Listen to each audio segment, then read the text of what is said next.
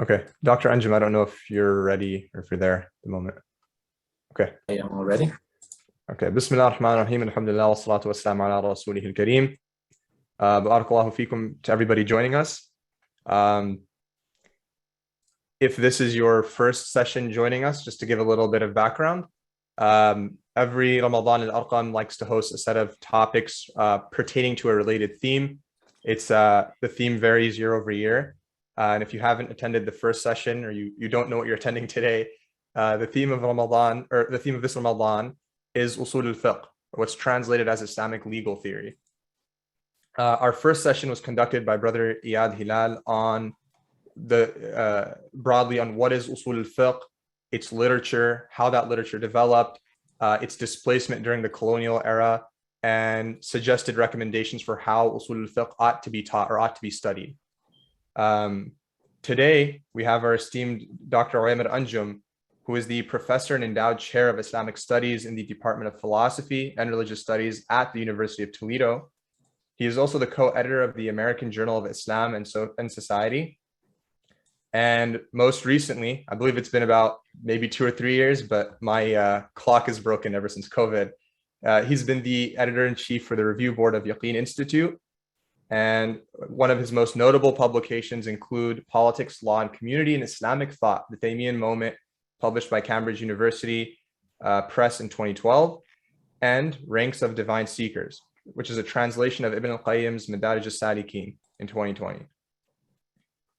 Most recently, Dr. Ovamir Anjum has founded or started the Ummatics Colloquium, which is a project that seeks to engage topics that pertain to the global ummah and thinking about that political subjectivity. Going back to the Ramadan sessions, I would just like to point out a note that these sets of talks will more broadly be related or tangentially related to the topic of Usul al-Fiqh. They are not necessarily going to deep dive every intricate detail. For those who want that, Al-Arqam has several YouTube videos and previous courses on Usul al-Fiqh. And most recently, Al-Arqam published, or Brother Iyad Hilal had published Studies in Usul al-Fiqh, which had just come out earlier this week. InshaAllah, the moderators can post that in the link. Without further ado, I will pass it off to Dr. Ovamir Anjum to discuss Usul al-Fiqh and critical theory, where the Western Academy deracinates fiqh. And the floor is yours, Dr. Anjum. Okay, excellent. Bismillah ar-Rahman ar-Rahim. Can everybody hear me all right? Okay. Bismillah ar-Rahman ar-Rahim. Alhamdulillah. Wa salatu wa salam ala Rasulillah. My topic today is Usul al-Fiqh and critical theory.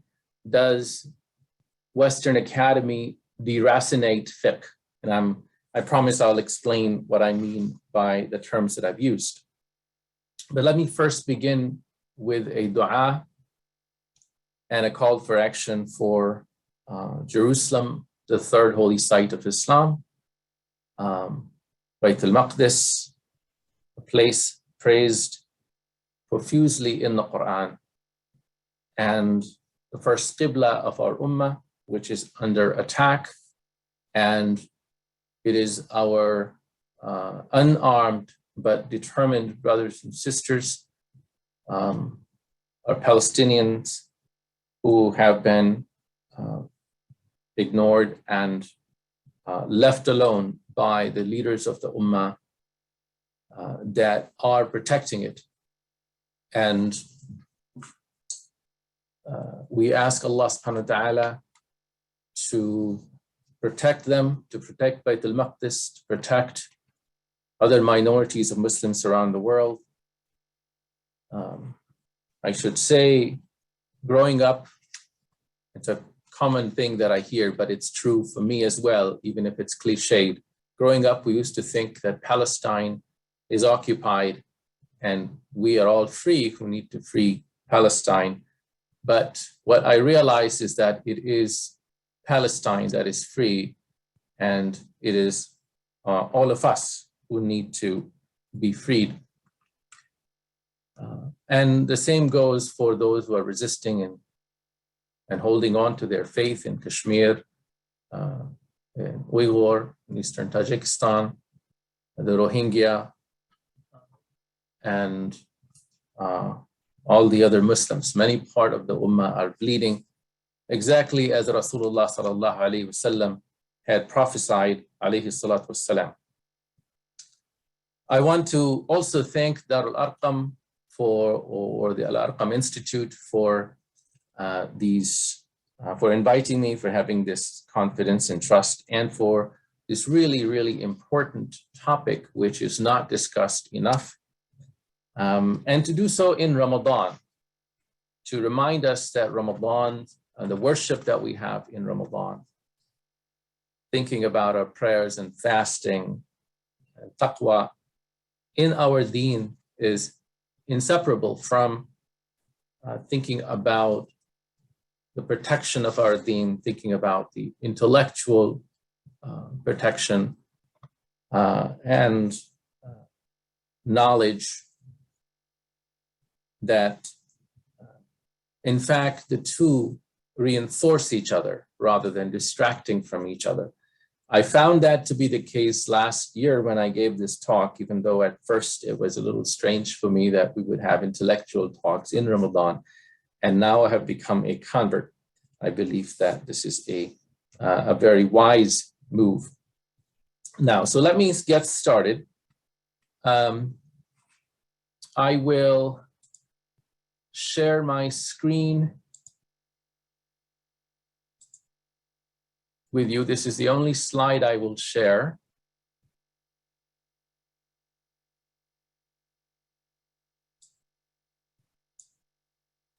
I wish I could project it, but I can't find how to do so. So we'll just stick to this.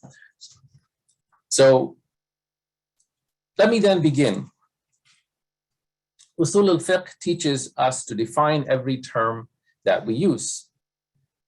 So you will find, for example, critical theory and deracinating, and fiqh and usul and all of these terms.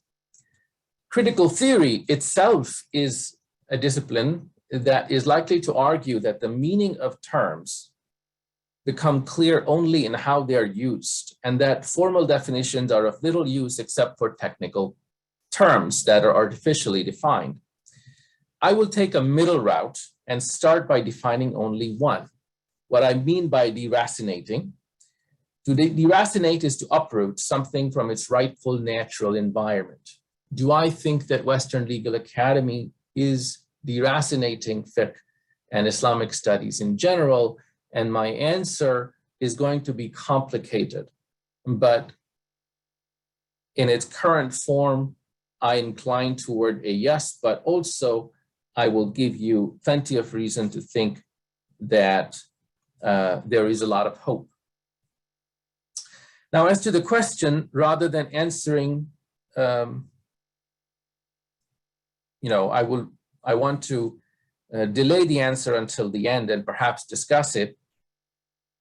What I do want to do is I want to show both the usefulness as well as the threat of Western Academy in general and critical theory in particular for Usul al-Fiqh. But also I will then broaden the discussion and say, even outside of Western Academy, it was and has Usul al-Fiqh been thriving? And if not, what are the threats and what are its internal threats? And if that is the case, then perhaps the interaction with critical theory is an opportunity to strengthen the discourse, to go back and take it seriously once again. So in order for us to discuss, again, the question, I must follow the Usuli principle, al-hukmu ala shay' far'un an tasawwuri.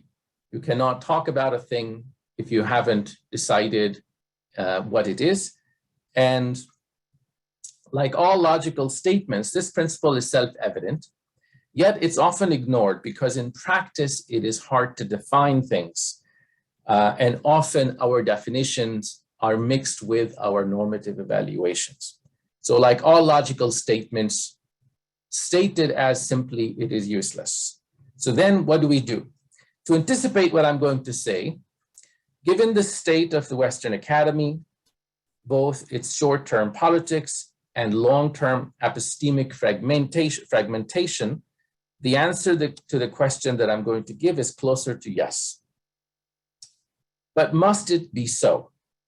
And what if the way out is to take control of the academic knowledge rather than simply deny it?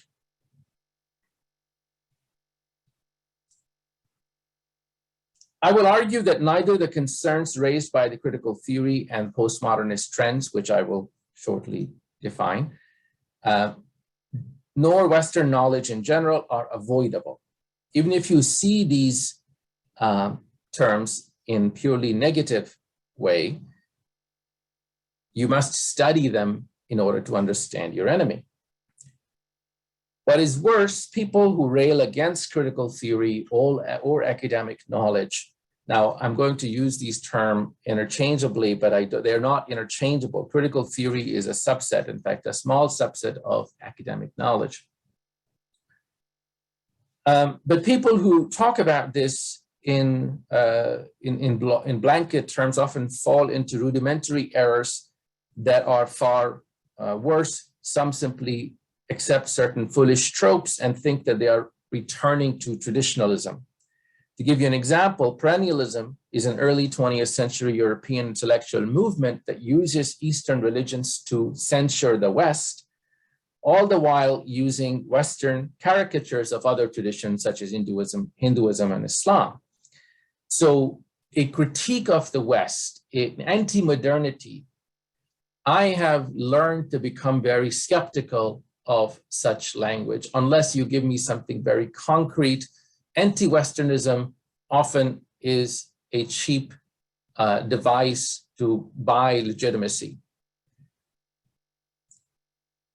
For that, you need to have both a sustained critique, that is for your critique to be valid, not only a sustained critique, but most importantly, a place where you stand.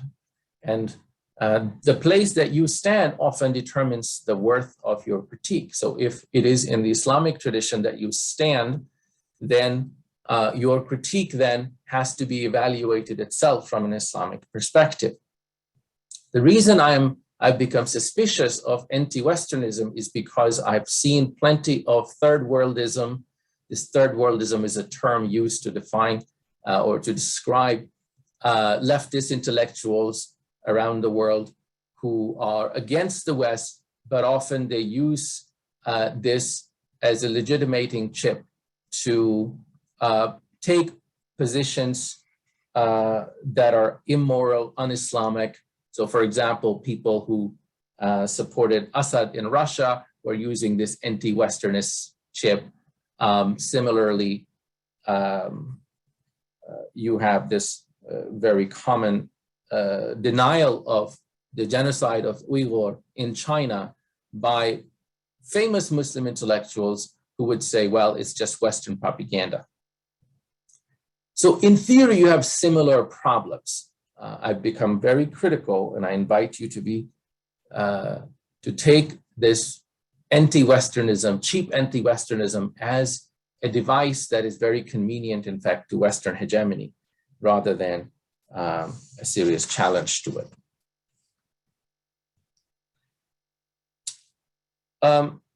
Let me offer first some reason why Western academic knowledge is valuable. First, because some of it informs the institutions that have gone into making the modern world. And to avoid learning it is to avoid knowledge of our contemporary conditions of life. Second, because much of it is genuinely valuable, and wisdom is the lost property of the believer. Here, if you're looking at this slide, I am talking about this first bullet point, first sub-bullet, can truth and method be separated? I've argued elsewhere that truth and method can be separated, meaning the fact that nefarious or erroneous method or motivations have led to a certain body of knowledge does not invalidate that knowledge necessarily. This is immediately evident about the natural world. The fact that penicillin was discovered by accident due to filthy lab does not mean that it's not useful. even if hygiene is a good thing and we shouldn't live in squalor hoping to make medical discoveries. But even in human and social sciences, erroneous theories do not prevent insights. My own theory for that is that the presence of God-given fitrah and the sunan, or divinely ordained social and moral laws that any good inquiry discovers, are valuable, even if the theories that went into it,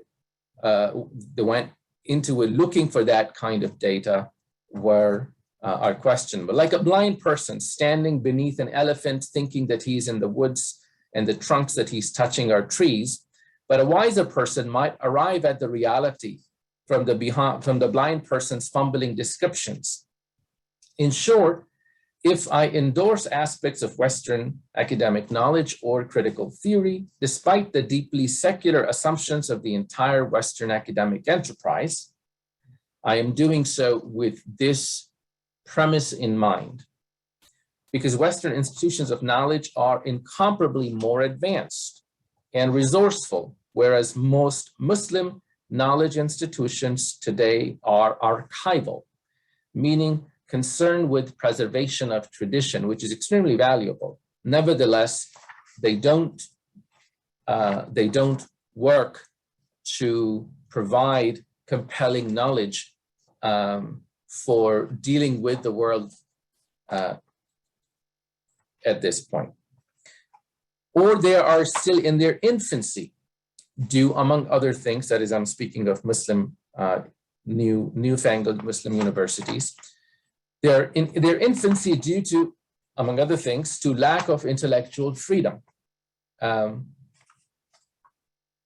So then we must deal with Western Legal Academy, or Western Academy seriously as we are studying Islam in almost any respect. I know this may sound jarring to us, but I will explain. I will first explain the academic method in general, and then address the rise of critical theory over the last few decades and its effect on Islamic studies. The study of Islamic law in the West is, in general, and in North America, has become an impressive and vast enterprise, with dozens of major programs and departments preparing doctoral students, producing detailed works on seemingly every aspect of Islam. Typically, the preserve of Near Eastern languages and cultural programs, Islamic legal studies have grown over the last few decades to include law schools and religious studies departments. If I can venture some very broad strokes, this knowledge is largely historical and social, as opposed to the normative tradition, Quran, Hadith criticism, Fiqh, that still thrives among the Muslim world religious institutions. So we have a split. The Islamic scholar learns what Islam demands normatively, but the Western scholar laughs that off. The Western hegemon says, I know your history, I know your lived reality, I know the institutions in which you live, your legal, political, economic institutions. I know the material conditions. I know the very computer that you're using to broadcast your lessons in fiqh. I know the ecological threats that confront you. And I can use that to mock and deconstruct and historicize your so-called divine norms. Let's observe, for instance, in that all Muslim scholars of all sects have agreed about an obligation, the obligation of installing a leader or khalifa for the Muslim ummah who reigns over an Islamic political order that upholds the law. Through the centuries, this is a well-established, almost canonical point of ijma. The Western hegemon says, I will show you your history, all the respects in which you failed. I will make a caricature of it. I will throw at you your miserable lived reality. your record of failures, your borrowed institutions, your internal conflicts, your sectarian conflicts. What's more, I will control your elites' dreams and knowledge. Your rulers will be prepared at West Point and the London School of Economics or Harvard School. I will produce experts min jildatikum, from among you, who will look like you, who will demonstrate the superiority of my institutions and might even rewrite Islamic history to apologetically insert all my institutions, which creates, into your history, which creates the dilemma: the more you know, you will know your history, the more you will hate it. This is an actual quote, by the way, from a well-known reformist and Islamist scholar. The more I know Islamic history, the more I hate it. You will be terrified then to peek through the apologetic facade. An example of this I have talked about in my article on the so-called Constitution of Medina. It's available at Yaqeen if you are interested in exploring. The Western hegemon or his native collaborator might say, secularism, look, is reality. The territorial nation state is reality. And fiqh al-waqi', I'm going to return to this at the end, fiqh al-waqi', understanding of reality, requires you to submit. If you disagree, I will unleash the arsenal of my masters on you.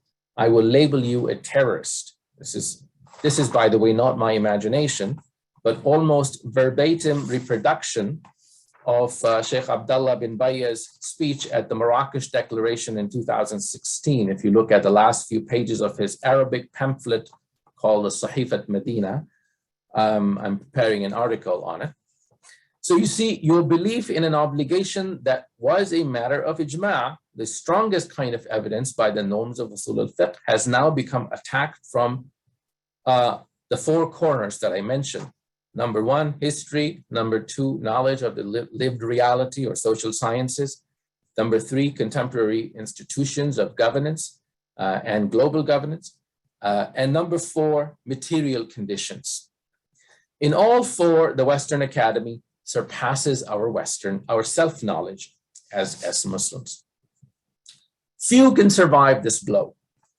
This knowledge, therefore, must be embraced and Islamicized and sifted through and critiqued, because otherwise our pushing of merely Islamic norms without knowing its history and without being able to deal with attacks from these four corners, it is very difficult. It takes an extreme amount of faith to hold on to them. Contrast. Now, let me move on to my next topic, which is contrast in method, the academic versus traditional scholarship on Islam. Let me offer an analogy to explain how modern Western academic knowledge works compared to how typically traditional Islamic knowledge works. The Western model, let me start with a cartoon caricature, sort of very simplistic, broad scopes, and then I'm going to complicate a bit. The Western model is what I call a corporate model, meaning it is a large number of moving parts that are working on one specific area, not looking at the whole, and not particularly invested in the whole, but working in that particular area. An extreme form of division of labor, whereas the traditional Islamic model of knowledge is confessional and also holistic. To understand that, think of how, for example, furniture is made. Furniture made by IKEA or another big furniture company versus furniture made by a carpenter who may create a chair one by one at a time, and put his heart and mind into it and has a deep relationship to that chair. He may remember, I made that chair 20 years later. He may even make artistic designs on that chair. Whereas if you're working at a major furniture company, You may just be working on nuts and bolts and have no connection to the furniture that comes as a result. Well, so Western scholar of Islam may be working on one very specific area, such as, the distribution of zakat in 19th century Ottoman Empire. He may have, or she may have, no interest in all aspects of zakat. They may simply be looking at gender or gender distribution or something of the sort. They may know nothing else about Islam, but they will be granted a PhD and they will be teaching the world about their particular area, but also in general about Islam. And often you as graduate or undergraduate students will be their students looking up to them. This person may be, and in most cases is, an unbeliever, and perhaps is unable to recite the Shahada, is unable to recite any part of the Quran, but is an expert. Whereas a Muslim scholar is prepared for very different reason and very different expectations. A Muslim scholar is imbibes that knowledge, right? Now, there are obvious advantages and disadvantages to the two models. If you're trying to learn everything and represent everything, well, you become personally attached to it, but also there is a limit to how deep you can go because you have to cover everything. The corporate model allows you to work on one little nut and bolt, but you can master it and you can make many of them. Similarly, this is one of the reasons why Western academic knowledge is able to go much deeper. Now, I should complicate this story by saying that you find in Islamic history, when you go beyond the appearances, some of the great scholars, in fact, work like academic scholars, meaning that they are, in fact, the word for them, you would see them referred to as muhaqqiqin. So not every scholar is a muhaqqiq, but somebody who in fact investigates rather than merely repeating most of the traditional positions. So you in fact find there is a convergence in the academic method at a higher level of learning. But I am pointing out this difference because often you will find these differences and you will wonder, the imam at my masjid or the graduate from Al-Azhar or Medina has no knowledge of the Ottoman Empire, has no knowledge of how in the last 4 centuries, Usul al-Fiqh or something of the sort, right, was practiced by scholars in Cairo. They have no idea about, they can't even name in some cases the major regimes, but perhaps you have scholars, but everybody learns that same kind of thing with slight variation in the Islamic model. But one of the reasons why the corporate model of modern academy can go further is because it divides and conquers. So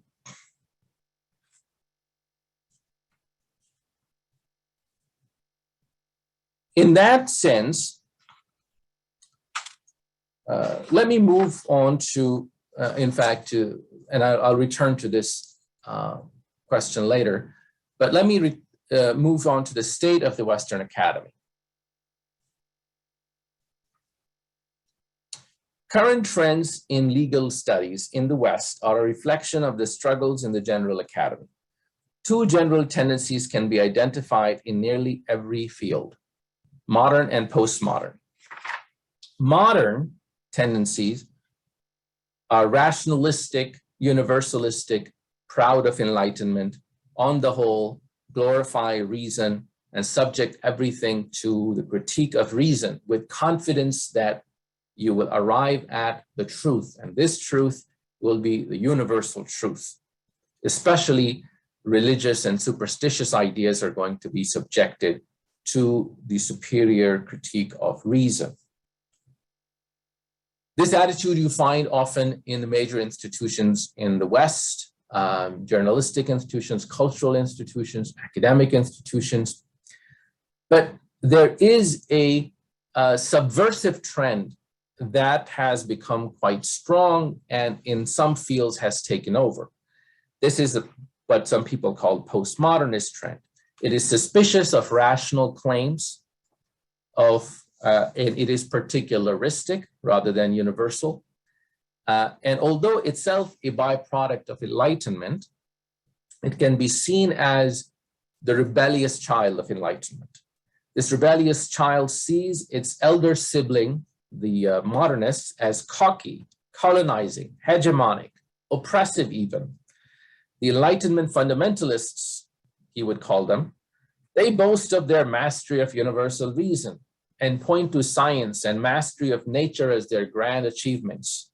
Whereas postmodernist rebel takes pleasure in deconstructing these claims. A Nietzsche, a Foucault, a Judith Butler would point to all the problems in Western colonialism. Now, this division, this internal fighting is very interesting, very profound, very attractive, and a Muslim student or an outsider finds themselves attracted to this, taking sides in this. And often, of course, you are attracted to the postmodern side because you're anti-colonial, decolonial, which means that because you are attracted, this is a open struggle, tug of war going on in the academy. Outsiders are very easily assimilated, as opposed to the older Orientalist style where, when modernism was in full control, you would likely to be alienated. Now, just as Enlightenment and dominant strands in philosophy since the Greeks tended to essentialize everything, postmodernity historicizes everything. I'm going to have to take a pass on explaining these terms because that will take me too much time, and we may come back to it if there are questions. So over the course of the 20th century, the postmodern trend has become particularly strong in some fields such as literary theory, philosophy, anthropology, and there is a minor tradition in almost every major field today.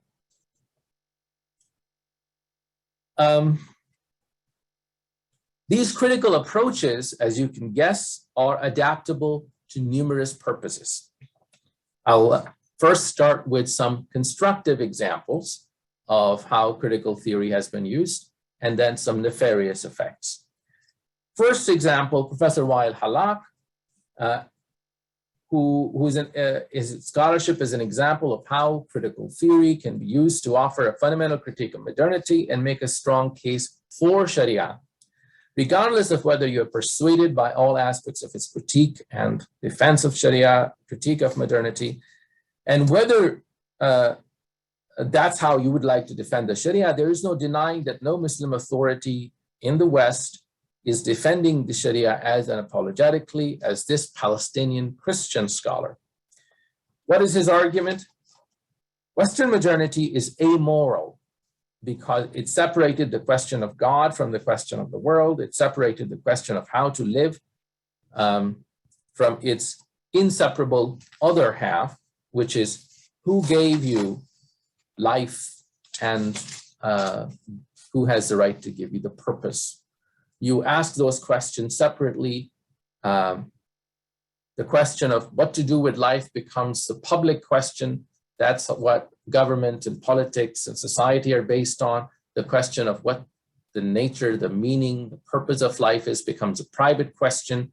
You can answer it if you like in the privacy of your homes.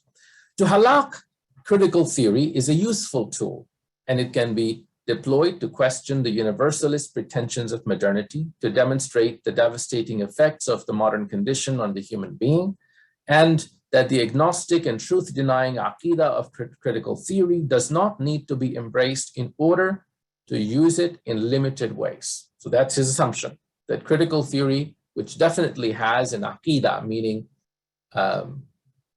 most of the uh, uh, champions of critical theory share some certain assumptions about the world, about reason, about there being no truth and no single reason. Halak, incidentally, is the author of most widely used Western academic books on Islamic law, legal theory, and legal history. Another example, Professor Sherman Jackson, a historian of Maliki jurisprudence, among other fields, and my own advisor, uses critical legal studies in order to think about the function of Usul al-Fiqh in some of his writings. And he too uses it in partial, limited, and implicit ways. He too seems to believe that the insights of critical theory can be used without importing all of its anti-metaphysical and anti-theological assumptions. A third example, Professor Salman Sayyid, author of some trenchant critiques of modern Western academy, also champions critical theory, and more recently, he is known for his courageous courageous book called Recalling the Caliphate.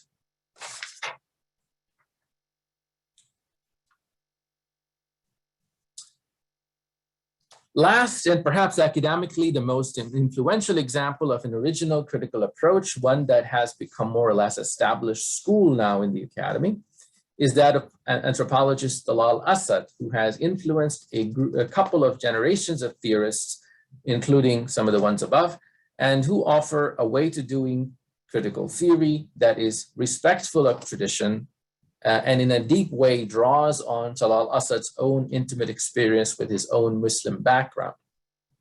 So here we have 4 examples of critical theory used to make breathing space for Islam against the hegemonic claims of modernity. I could give more examples, but this should suffice. Let us now turn to how critical theory, the postmodernist notions, are being used in nefarious and harmful ways, and this is the mainstream. This is the default.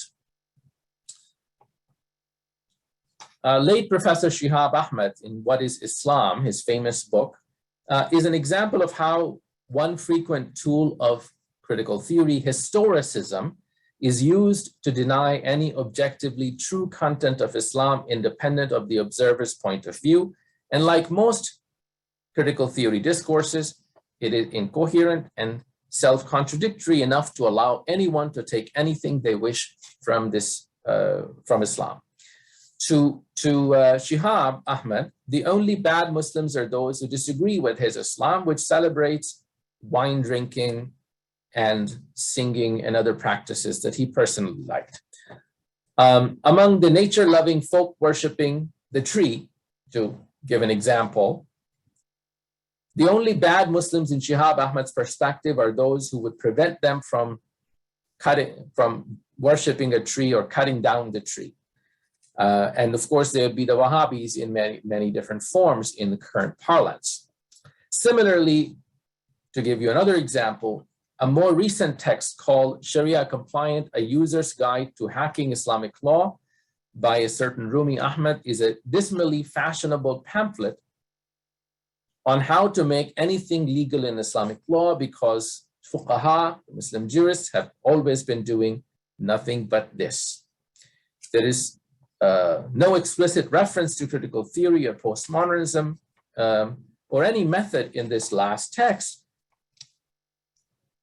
but because it is the version of critical theory that has become the air that undergraduates breathe, especially, that is the woke crowd. It is lazy, irreverent, self-serving, and woke. So long as the point you're making is woke and fashionable, no further evidence is necessary. So that's critical theory. Let me change gears and talk a little about Usul and the threats that Usul al-Fiqh faces more directly. Usul al-Fiqh per se, as I said, is one of those sciences that requires the kind of dedicated total study that is not preferred in the West. So you will find that Usuli experts who can name every principle and text, you're more likely to find them as graduates of Al-Azhar or Medina or elsewhere in the Muslim world. But what you're likely to find in the West is history. And it is through history that a serious challenge is posed. But the challenge of history, although real, I believe it's not a threat. And I'm going to differentiate between challenges and threats. Challenges are those questions, problems that do not destroy the internal mechanism for Islamic fiqh and usul to function, but simply pose a question that is challenging by, for example, showing historical development. For instance, Usul al-Fiqh, what it was before Shafi'i, after Shafi'i, and so on. And yes, some people might say that, all of this stuff was later invented and whatnot. But so far, what we have seen in the Western Academy is that all such attempts have self-corrected or have been destroyed by competent scholars, sometimes non-Muslim, sometimes Muslim.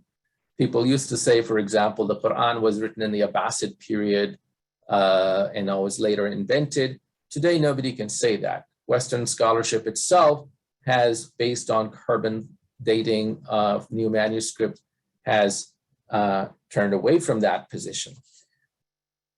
But then there are things that I call threats. And threats are those that destroy the very basic fabric of Islamic reasoning, either by attacking the Islamic authorities or in some other fashion. Now, I think that both the woke activism on the left and the scholarship that's coming out of it, and the massive abuse by certain Muslim scholars themselves, those are the real threats. As I gave an example of Sheikh Abdullah bin Bayya, who effectively has written textbooks that are studied widely, especially among reformist circles, on Usul al-Fiqh, has set aside nearly every commandment of usul and of fiqh in some of his public declarations, where he effectively says we should embrace a secular, non-religious nation state in which the ruler is unquestionable and religion is your private business.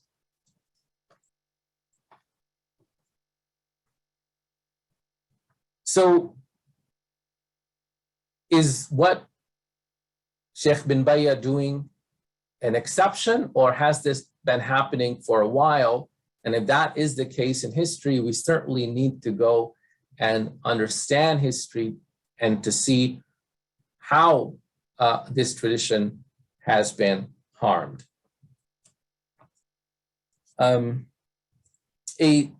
Another kind of threat, apart from the other two, the two that I mentioned, is a similar well-meaning, or I guess in this case, one may say it starts with a well-meaning intention, the maqasidi threat.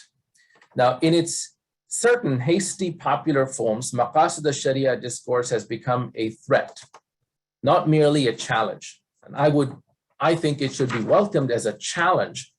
And when I say it should be welcomed, I mean the scholarship of great scholars like Ibn Ashur, who does challenge Usul al-Fiqh, but from within it.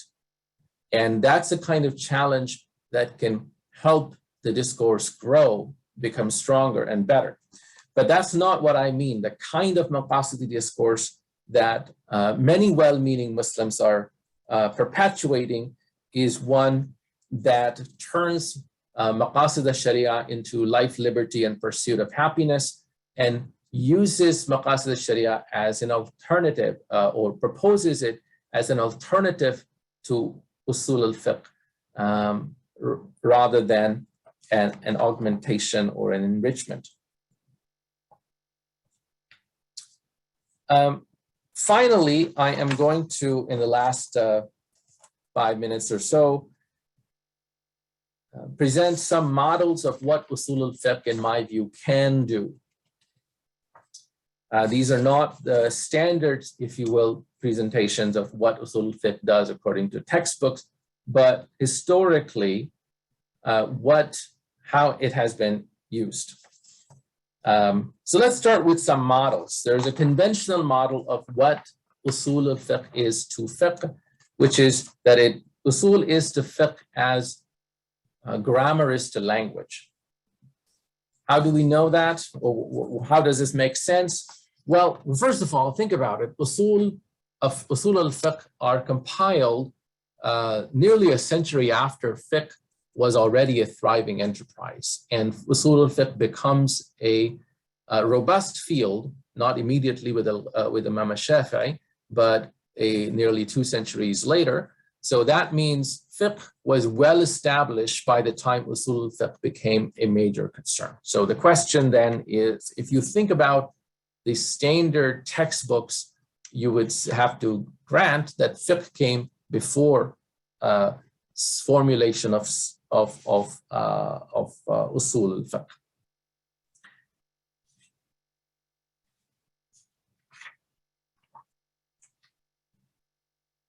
But what does grammar do? You see, grammar is used not by people who are native to speaking a language, to use that example. Grammar is used to teach language to foreigners. Often grammar is written by foreigners, people who are learning anew. And similarly, usul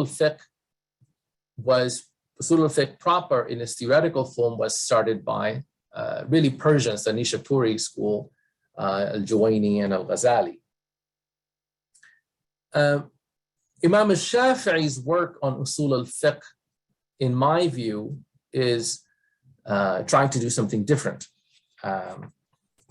And that shows us, I think, that usul al-fiqh should not be seen merely as grammar. It is also grammar, but it is more than that.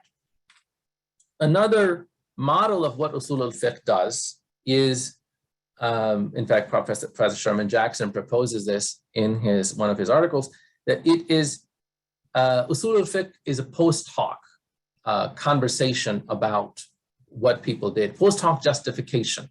So you come up with a ruling and you, not on the basis of your desire, but on the basis of your holistic understanding of what should be done. And then you go to usul al-fiqh to find the language to justify and investigate that hunch that you have. But critical theory models are, they are a slippery slope, because as we saw in hacking Islamic law kind of treatment, the same idea can turn into come up with whatever law you want to justify and then look into usul to find justifications. And ultimately, in critical theory, everything is, there's no truth, only power negotiations. So doing so, there is no shame in doing so. You're not violating any universal norms. But I will argue that both usul as grammar and usul as post hoc justification need to be understood in the context of, if you look at what usul did historically and what usul has the potential to do, I would say there are 4 further things that usul al-fiqh does, apart from producing norms anew. Number 1, new circumstances with a body of fiqh that is available already. As Islamic civilization confronts new people, and historically when it confronted non-Arabs, for example, when Persian scholars, who are in some ways much more sophisticated in their civilized life, when they began to, when they confronted Islamic law, an example, of course, is often given is Imam Abu Hanifa, rahimahullah, that as new circumstances are confronted, Usul al-Fiqh helps extend those norms. And Usul al-Fiqh helps us understand what the jurists who are dealing with these new forms are doing. But even more importantly than that, in my view, Usul al-Fiqh historically did a remarkable job dealing with diversity and differences, managing differences among Muslims. And one could even say that the reason we have such a tolerant and rich tradition where multiple schools are considered mutually valid, it was possible precisely because of Usul al-Fiqh, especially because of Imam al-Shafi'i's remarkable attempt to engage into conversation with the Maliki school in Iraq, Maliki school in Medina and Hijaz, and in Hanafi school or what became Hanafi school in Iraq, and the school in Egypt, and so on. So Usul al-Fiqh gave us Muslim unity. Usul al-Fiqh gave us, in a sense, it made us an important historical part of what it means to be a Muslim who can practice various madhab, but still belongs to the same tradition. Usul allowed us to understand the limits of those differences, the nature of those differences. A third thing, which is that if you do not have this theoretical understanding, a theoretically understanding of legitimate versus non-legitimate differences, then you have two options. Either, and by the way, today, both of those options are being taken. One option is coercion. The state is going to decide what it believes it needs to do, UAE, Saudi Arabia, Egypt, and it's going to coerce its solution. Or the other option is what I call Kharijite anarchism, which is do whatever you want to do, and that's the example that we see in the woke crowd. You decide what you want, you decide what you want to justify, and then come up with the law, as we saw in hacking Islamic law tradition. So you have coercion on the one hand and Kharijism on the other, without Usul al-Fiqh.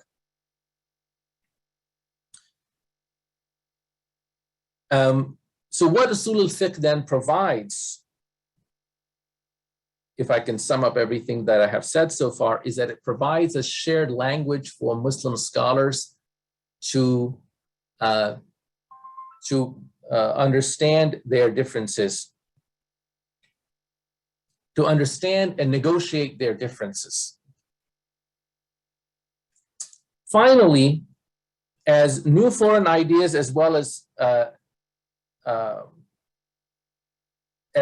native Arab ideas that existed before Islam, as they begin to confront Islam, Usul al-Fiqh provided a way to do a philosophical reflection of, is this Islamic?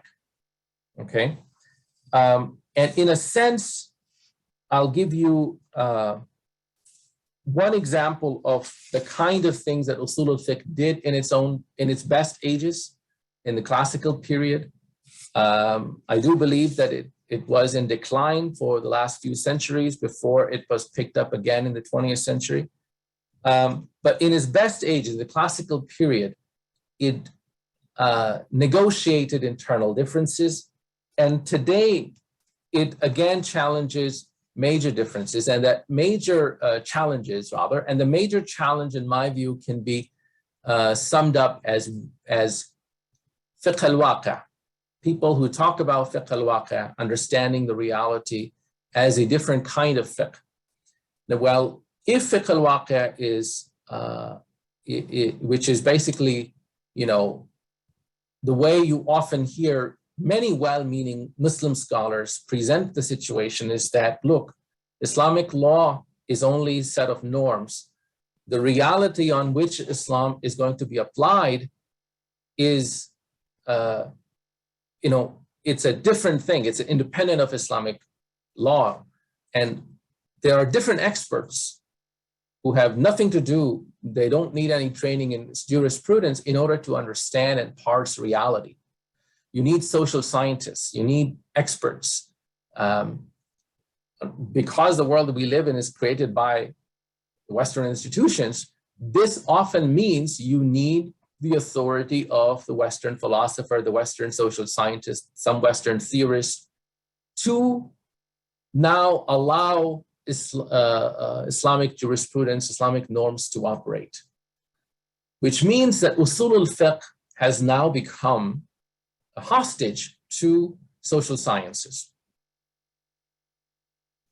And that is the challenge, I think, that we must face by taking control of the various sciences that I mentioned earlier.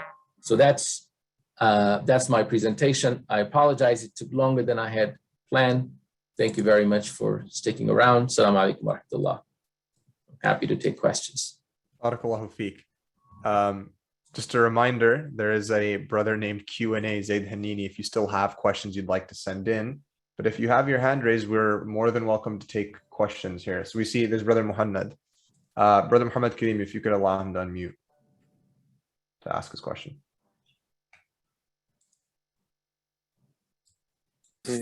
Yes, can you hear me?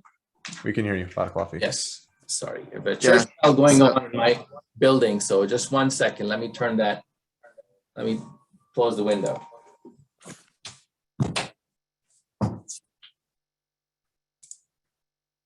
Okay. Okay, Assalamu alaikum, Professor Anjum, and thank you very much for the amazing presentation. I have one comment and one question. So the comment is just a reflection on the constructive method you mentioned, in which how some Western or academics in general who used critical theory in order to show some advantages of the Muslim tradition, especially like Wa al-Halaq, and at the same time criticizing the Western modernity. It's just a reflection, but I remember reading from an Egyptian scholar called Ali Salim al-Nashar, who wrote on Ibn Taymiyyah. And he mentions that Ibn Taymiyyah used the sophist method in order to attack Aristotelian logic, and at the same time he used the Islamic tradition in order to construct and establish a new kind of logic. So that just I remember this point when you were talking about the use of critical theory. The question is about the use, the inseparation of method and truth, and I understand that as also the inseparation between philosophy and social sciences. And I have just a concern in which I see some scholars, academics who use critical theory. They use it to criticize Western categories such as religion, secular, and so on and so forth.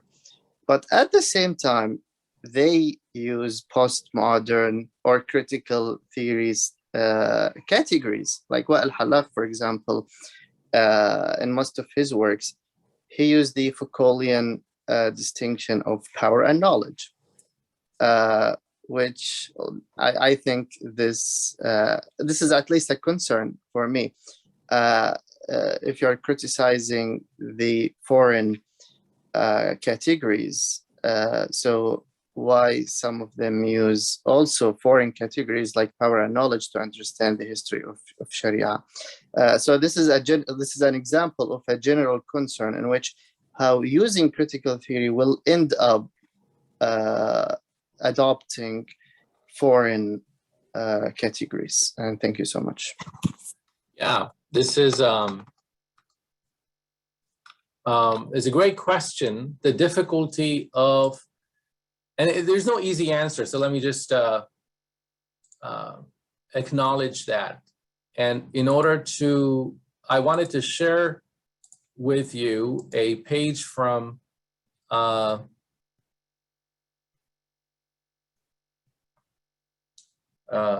Sayyid's book, Recalling the Caliphate, where he has this passage from Emanuel Wallerstein's.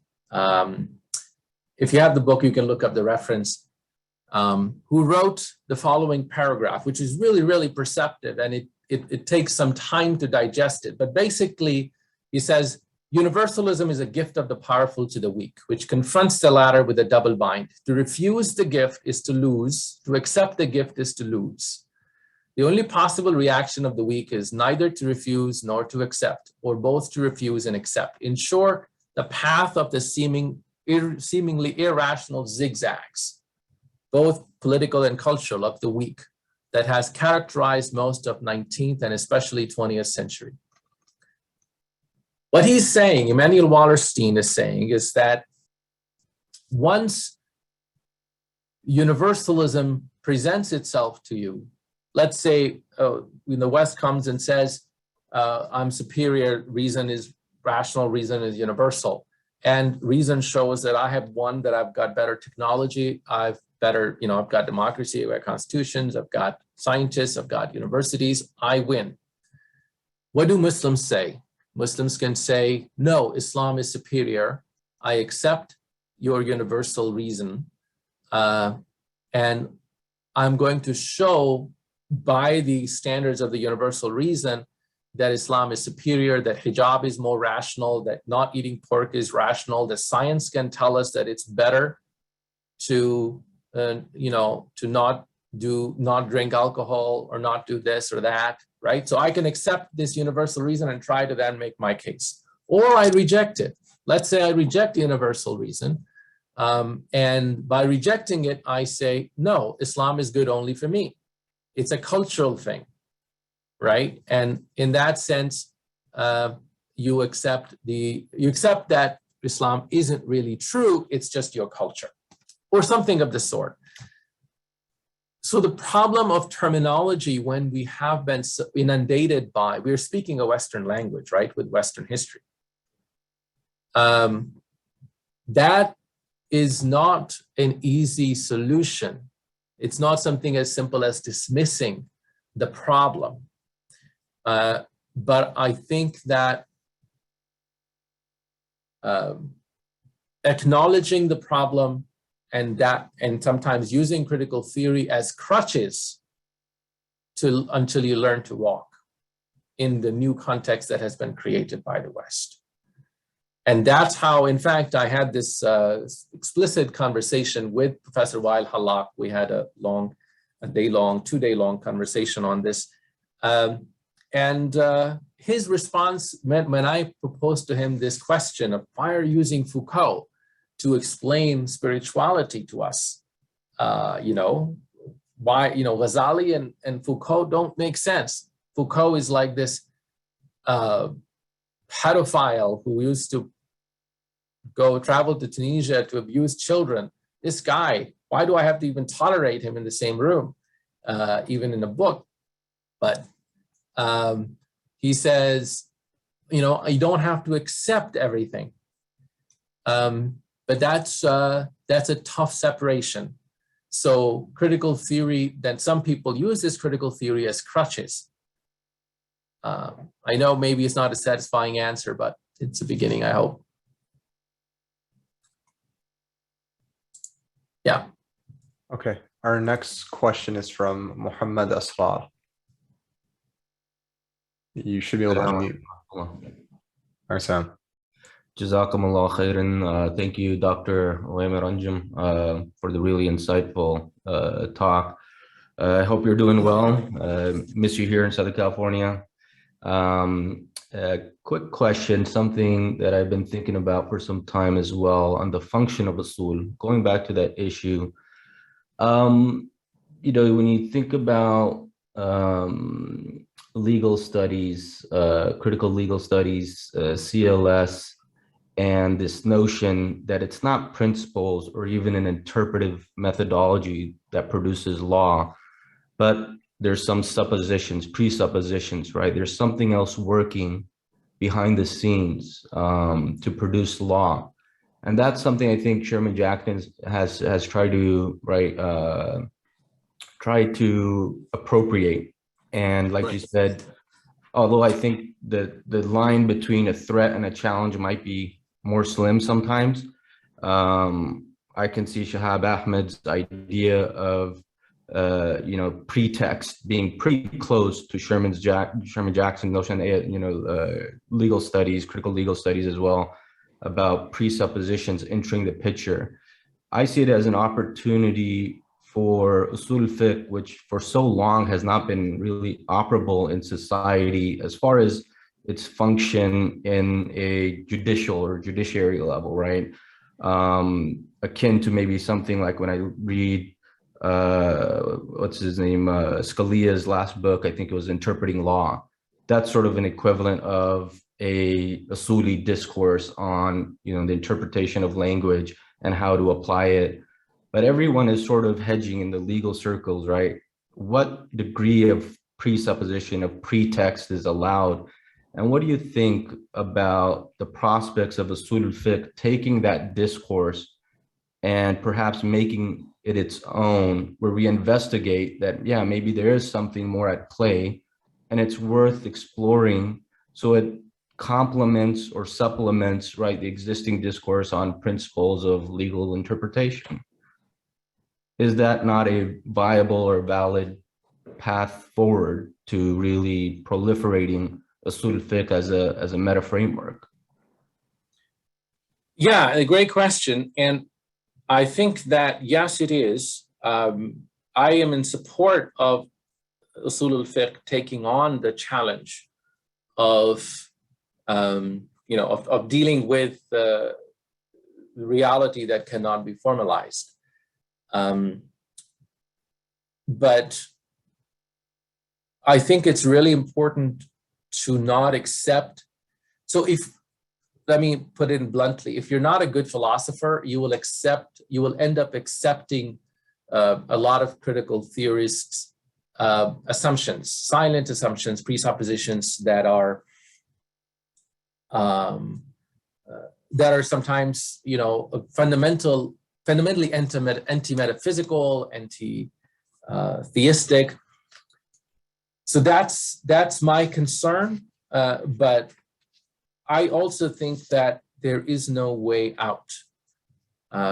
If you look at, for example, some of the scholarship on the fatwa that are, you know, people are studying fatwa. One good friend of mine, Alexander Cairo, who is in Qatar, who has a number of articles on how Muslim jurists, in fact, use reality or social sciences or data or statistics to give their fatwa, and they effectively already accept a certain construction of the world. So if we do not do critical analysis, if we don't make this part of Usul al-Fiqh, we simply are unable to recognize, to detect those assumptions.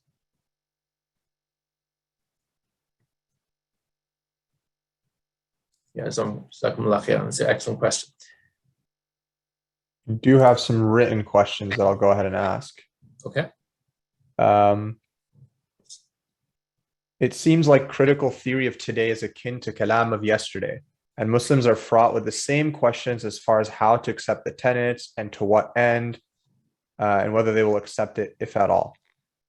less a question, more a comment, if you want to maybe talk about appropriating foreign thought structures or anything on that. Yeah, it's a great question. I think that that is correct. In a sense, kalam was this double-edged sword, and perhaps it's not clear if it was ever fully tamed, but it did become a way to neutralize immediate threat of Greek knowledge. I think that, I just tend to be more optimistic than many other scholars who, so I think that it's possible to tame modern Western academy, and that perhaps our encounter with Greek philosophy and kalam has made us potentially better able to deal with similar threats, in a better way. It took centuries. It took 3 centuries for Muslims to, if not more, for Muslims to begin to understand, after they started using kalam, to understand the premises and in the hidden presuppositions of kalam. And as they were using kalam to provide rebuttals to falsafa, I'm hoping that this period can be compressed, that perhaps what we have seen the last 2 centuries of Muslims already wrestling with modernity and post-modernity, it is that we can start to establish traditions of Muslim responses. And the great threat, I think, in this process that I notice is that there are no Muslim institutions, so knowledge tends to be discontinuous. Almost every other school begins by rejecting everything else that was done before by any other people. If anything, it is in the Western archives that you're likely to find what Indian Muslims were saying, for example, or what Arabs, what they were saying in the 19th century, 20th century.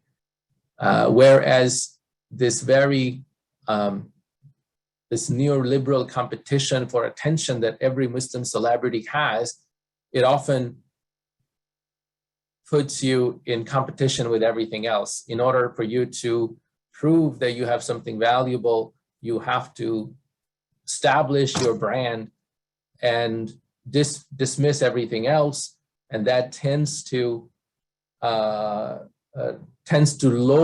the quality of academic continuity of this discourse. So we almost always starting from scratch.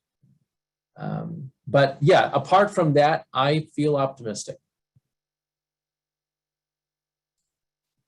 I'm gonna give the opportunity for anybody to raise their hand and unmute and ask before I go to a written one. Okay. Previously, the Western Legal Academy has actually helped correct certain misconceptions held by the Muslim community.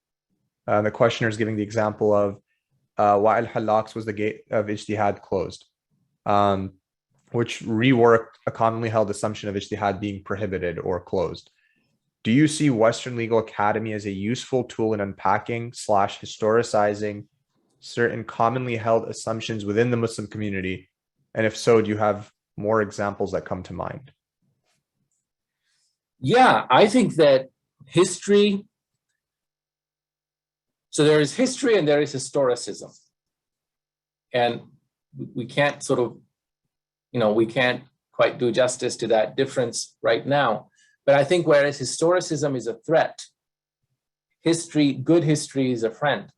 And it's so because we have the truth.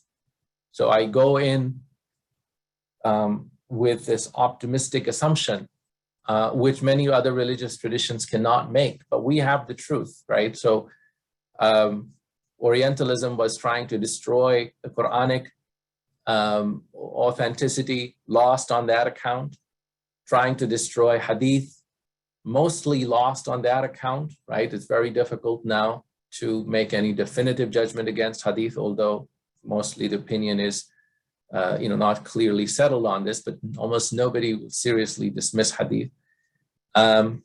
So I think that because the truth is on our side, history is a friend. Even if that means some very inconvenient things for our particular sects. For example, while Halak points this out, and this offends some Hanafis, which is that Imam Abu Hanifa, for example,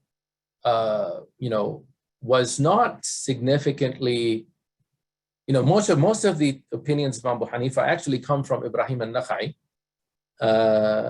and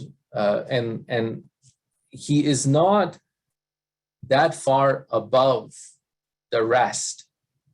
There are many other competitors, right? So the idea that he's Mujtahid Mutlaq and everybody else is his disciple, it's a much later Hanafi production.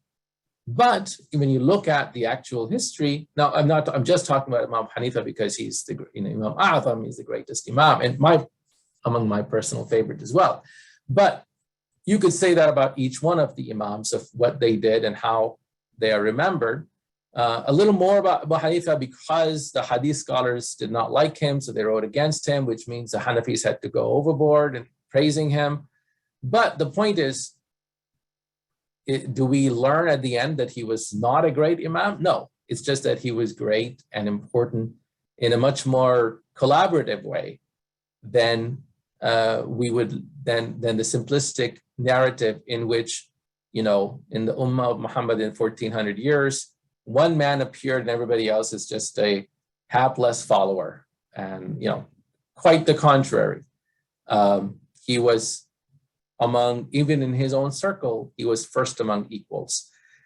So when you have this kind of, historical depth, this kind of stuff, by the way, is unavoidable. Like, the old stories of hagiographies are simply not sustainable anymore. There are other more contested accounts, but I think that this makes Islamic knowledge a lot more interesting, and I think it adds a lot more to the value of knowledge, and I think that also history tends to make us more tolerant. You realize that you cannot hang your Islam on one particular sect to which you belong. It's not the Shafi'is were always right, or Ash'aris were always right, or Salafis were always right, or the Sufis were always right. It's difficult to say that. So you realize that it's been a complex tradition of internal correction, and therefore we have to be almost by default open to being corrected by, even if we were right once, right? You may become, you may lose your way. You may not have that edge, and vice versa. And that's the interesting part. If you look at the Khawarij, for example, they start as the accursed opponents of Ali and the Sahaba, radiallahu anhum. By the 2nd century, they're making some very sensible arguments, and they're not shedding the blood of Muslims. You cannot say that the Khawarij of the 2nd century Baghdad are the same accursed Maraqa as they were in the 1st century. They had to rewrite their own history, but they become moderated over time. Similarly, Abbasids, right? We talk about the Abbasid Khalifa. Well, the Abbasid caliphs started as extreme ghulat, and not the caliphs themselves, but their ideology and people around them. And they became moderated and mainstream when they came to power. So people that start as bad become good, and people that start as good become bad, which means that you just have to have this openness to history, but also openness to your own weaknesses. The next question sort of maybe gets into some of the usuli discourse itself. You had mentioned that usul is one of those disciplines that needs full commitment and a lot of time and effort that only few scholars give it. And at the same time, you had mentioned that one of the functions of Usul al-Fiqh is to provide that shared language amongst scholars to understand and negotiate differences. The question is thus, is there any guidelines to what is the minimum of Usul al-Fiqh that scholars must know so it can be that common language? Yeah, excellent. I think that I don't know if I made the first statement, but if I did, I should moderate it. I think that a good year-long learning of usul texts, if you have the background in the Quran and Hadith and Fiqh already, 1 year of learning of usul in a dedicated way, if you have the Arabic, should give you enough, and history, right? You need a little bit of history, more history than is found in a typical textbook of usul. I should say, when I first studied Usul al-Fiqh way back with an Azhari sheikh, I hated it. I hated it because it made no sense of why people were debating whether a self-standing command means there is a command or a recommendation or mubah or anything at all. These are completely irresolvable debates. Why was there even a debate like that, right? And to me, this made no sense until I did history. And it's only at that point that I began to see the beauty of it. Now, for other people, maybe it works, but for me, until I knew history and until I knew particular disputes that created those debates, to me, those textbooks were extremely almost a waste of time. So I think that there is a need for good textbooks that bring together history and concrete examples. And some of the old stories about, the Shafi'is versus Hanafis and whatnot, I think have to be moderated. The truth is somewhere in between. Did Imam al-Shafi'i invent Usul al-Fiqh? What is it that he invented? I think all of that is going and studying some of that is really, really rewarding. And I should also say, Imam al-Shafi'i's Risala is one of the best texts. I've taught it, in fact, even in a graduate seminar. It's one of the best texts you can read. And once you understand its project, you realize how it's really at the foundation and the great philosophical mind that Imam al-Shafi'i had. Because what he's trying to do when he is founding this new science, he didn't intend to found a new science. He was trying to do something in his own time, right? Arguing with the scholars around him. What he was trying to do is say that I can ground everything in Islam in the Quran, so that all of these authorities, Quran, Sunnah, as well as authority of Tabi'een and others, that everything can be philosophically, parsimoniously grounded in the Quran. And with, every smallest assumption that he's making, he recognizes that he's making that assumption. He goes, finds a verse to justify that assumption. That shows a very sophisticated mind. And an authority, and no less than Ahmad ibn Hanbal, rahimahullah, says that Imam al-Shafi'i was a philosopher. So he uses the term philosopher or philosopher for his teacher Shafi'i. Now, of course, at this time, philosopher was a new term, and it hadn't quite acquired the connotations it had in the centuries later. But Ahmad ibn Hanbal, rahimahullah, clearly had something in mind that a Shafi'i is thinking at an abstract level that people most people at his time didn't. So anyway, that's the work that the kind of work that Usul al-Fiqh did, and in a new way it needs to do again.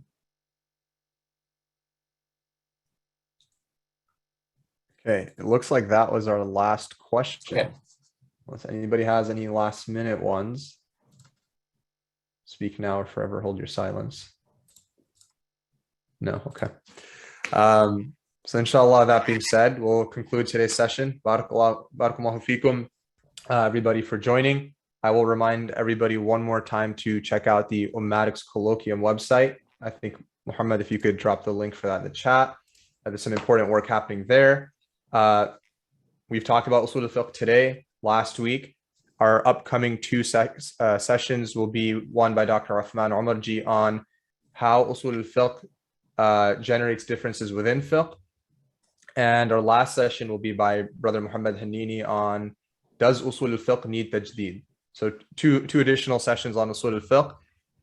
That being said, if anybody is interested in what is Usul al-Fiqh, what is it all about, Brother Iyad has recently released a book on Usul al-Fiqh. I know many names on this Zoom call have probably read it some 25 years ago. So there's an updated version. So inshallah, Muhammad will link that as well. Please do check it out and join us for our remaining two sessions. And with that, give some time for people to look at the links, click them, save them, etc. And I'll go ahead and close this off, inshallah. Subhanakallahumma wa bihamdik. أشهد أن لا إله إلا أنت والعصر إن الإنسان لفي خسر إلا الذين آمنوا وعملوا الصالحات وتواصوا بالحق وتواصوا بالصبر. جزاكم الله خيرا. Dr. Anjum. جزاكم الله خيرا. Dr. Ovamir. بارك الله فيكم جميعا. Jazakumullah. Thank you very much for having me. Assalamu alaikum wa rahmatullahi everyone. Ramadan Kareem, inshallah. Ramadan Kareem.